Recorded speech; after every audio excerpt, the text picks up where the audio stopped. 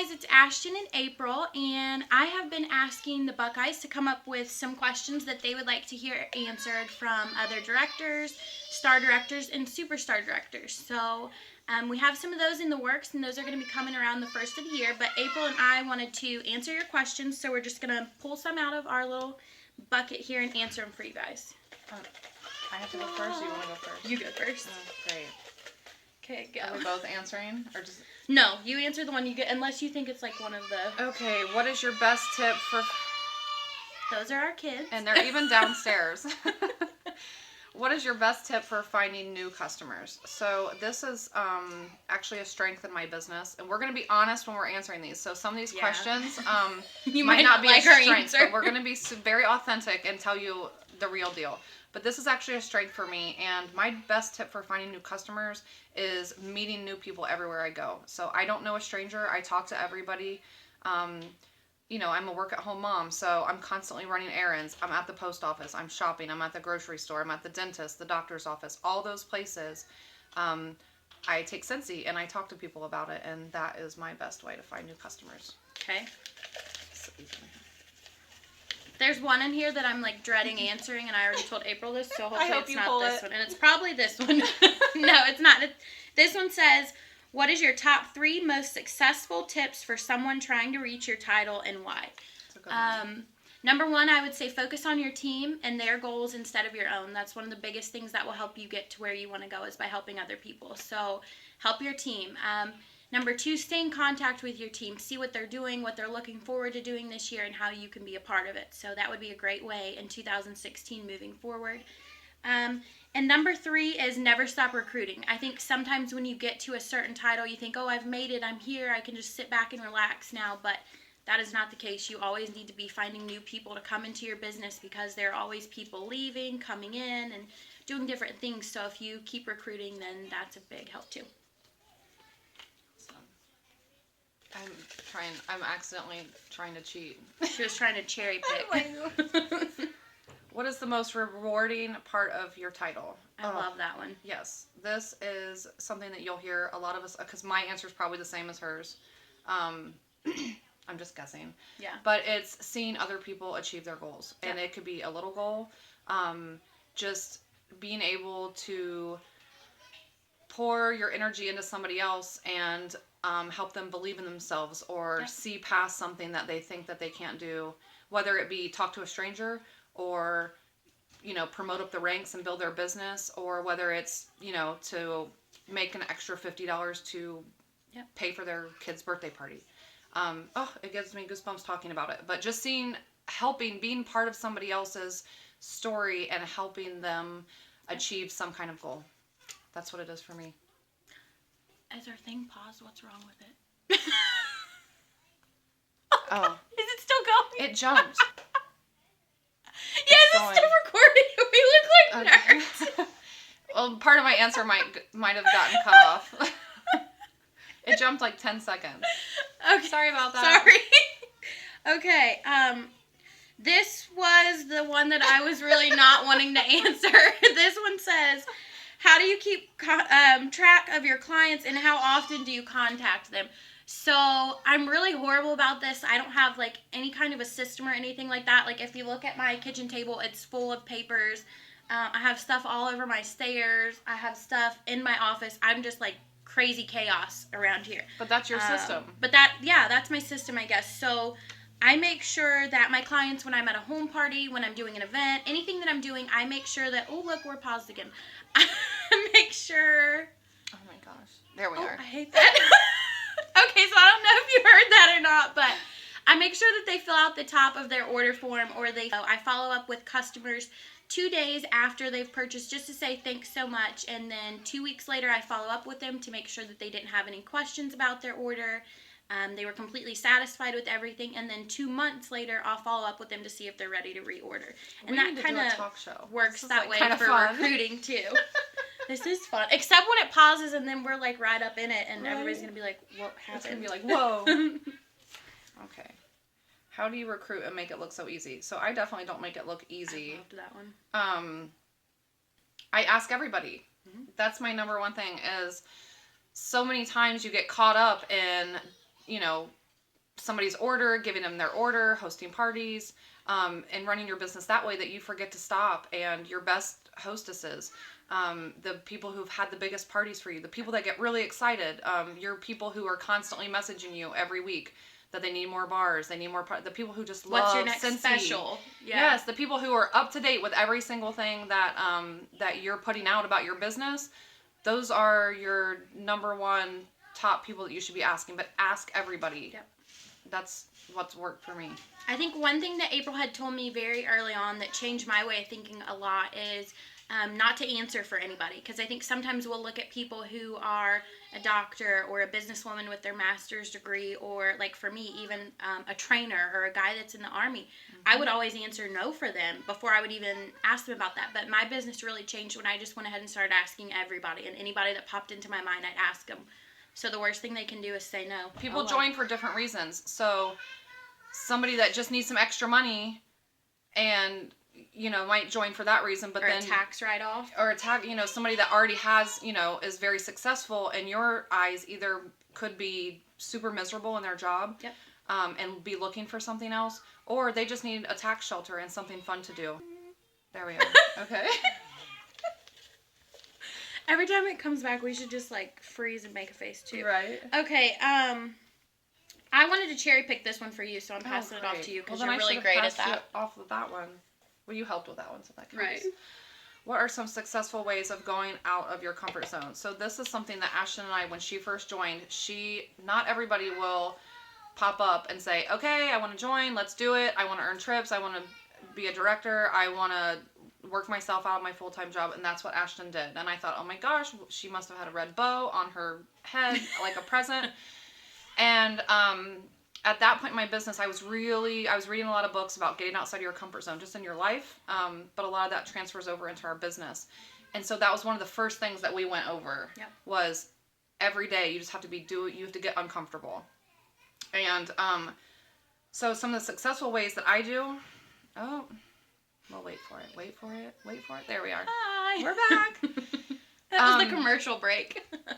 It's going to be different for everybody. It's all showing, and it's probably all showing, but it's not showing to us. Sorry, might get really nervous about talking to strangers, then that's what they need to do. It's whatever gives you that kind of uneasy feeling in your stomach. Or that knot in your throat. Yes. When you feel that, you need to start recognizing that as a positive thing. That means growth. That weird, nervous feeling in your stomach, not in your throat, that, oh no, that voice in your head saying, Sweaty no, don't do that, that's scary. Yep. That's what you have to do, whatever it is, and it's going to be different for everybody. I still get nervous when I talk to strangers, even though I do it all the time and it works for me.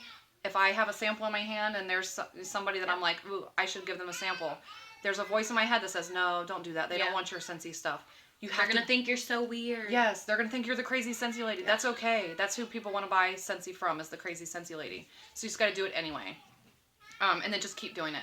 Ashton used to message me, okay, I did this, this, and this, and this. What else can I do to get more uncomfortable? I'm like, are you for real? Aren't you uncomfortable? We'll find something. So get uncomfortable. Whatever it is that gives you that rumble in your, not rumble in your tummy, that's not what I meant. Oh, we both have to answer this one, and I'm going to try not to cry, because I always cry and I'm a crybaby. When you read those, I was like, oh. This one is, how much has Scentsy changed your life? And even just saying that tears me up, because I had a job before. It was a great job and it paid a buttload of money, but I was gone all the time. I was never with my kids. I was getting text messages of Corbin took his first steps and things like that, and it just broke my heart. So when I decided to go all in with Scentsy, I quit my full-time job and I just started doing what April said. Anything I could find that I thought would advance my business, I would do it. Anything I could read, I was reading it. And so Scentsy has made the biggest difference in my life. It's a completely different life now than I had before. I sit home, our kids are playing downstairs, we're eating donuts and drinking Mountain Dew, having a great old time today. We get to go to their parties, we get to go on field trips. It's a life unlike any other. When you take your first Scentsy trip, you've probably heard me tell this, I told it at Spring Sprint. When I walked into our room in Atlantis and walked out on that balcony, I just started bawling. I always feel that way with every single trip that we go on. It's just, I am so thankful for this life that we have now. And it's real. Like, there's nothing that I do, there's nothing that Ashton does that is above and beyond, over the top. Well, there we are again. I hope we're here. Hey. I think that's the one thing that's most important to grasp onto, is that everything that you see anybody in our company doing is something that you can do too. It's just doing small things every single day and just keep going. We don't work 12-hour days. We're not sitting behind the scenes like calling people all day, or we just contact customers here and there, book parties. You know, we just are consistent about what we do. I have a military background. I did a lot of things before I joined Scentsy. Ended up being a stay-at-home mom, which was hard for me because I'm a doer. I'm always doing something. I was in the Army for 5 years, got out, went to school, got my bachelor's degree, and then I got pregnant with Olivia, and Kyle joined the Navy. So I was a military stay-at-home mom, and just kind of found Scentsy, and it was a huge outlet for me. I didn't mean to start a business, like where Ashton kind of went into it like gung-ho, like let's do this. I didn't realize what it was going to be for me. But the ability to change other people's lives is huge. And being the person that can show them that it's real, it really happens, and it doesn't happen overnight, but for the people who really stick with it, it's amazing. I have conversations in a couple years, he doesn't have to work anymore, that he can just stay home and do my business with me, like it's a family thing. If you only have 15 minutes a day, take that 15 minutes every day and do something, because it's the little actions that you do over and over and over. Even when you think when nobody's paying attention, even when you think that it's not working, do something. I don't care what you do. Keep pushing. Put samples out there. If you go into a dentist office, ask them if you can set up a warmer and something out there. Anything that you can do is going to be beneficial for your business if you just keep doing it. And my number one thing, I don't know if this even goes with this topic, but kind of what we're talking about is, if you don't know what to do, or if you only have 15 minutes a day, find somebody that's successful and ask them, I only have 15 minutes a day. What should I be doing with that 15 minutes? If there's one area of your business that's strong, keep doing that. Find your weak area, and then find somebody else in our company that is super strong in that area and ask them what they do. Successful people will share with you what works for them. Especially with Scentsy. And they'll answer your questions too. Because I remember being afraid, like when I went to my first events, I remember being like, oh, I can't talk to Becca Levi, or I'm going to be so nervous, or just different things like that. And going up to those people and just introducing myself and asking them questions. And they have always been really, really kind to me. Because they see in you a part of themselves. They see it. That shows people that you want it. And those are the kind of people that we want to associate ourselves with.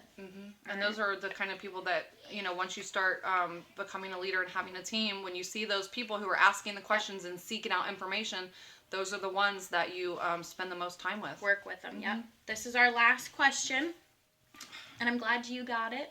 Oh, this is mine? What kind of systems do you use to keep track of clients and their order forms for future reference? So this is kind of funny because I'll be talking about, it's basically follow-up. I'll be talking about follow-up at World Tour. I know. I keep saying that too. And I'm much like Ashton with the other systems questions. I fly by the seat of my pants. I have so much going on, and that's a real honest answer. I could make up an answer. I know what to say to make it look like I'm all organized and I have all my stuff together. But it's not true. And it works for me.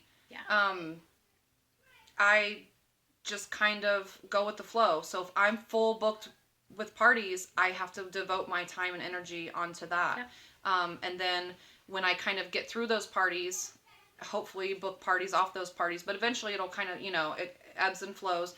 And when I go and I'm down here, I say, okay, now it's time to follow up. And I'll go through my order forms, and I'll sit down on Facebook, and I'll do my own little booking blitz, and I pop people up with messages, and I just think of a good incentive to offer. And I just contact, 20 or 30 people.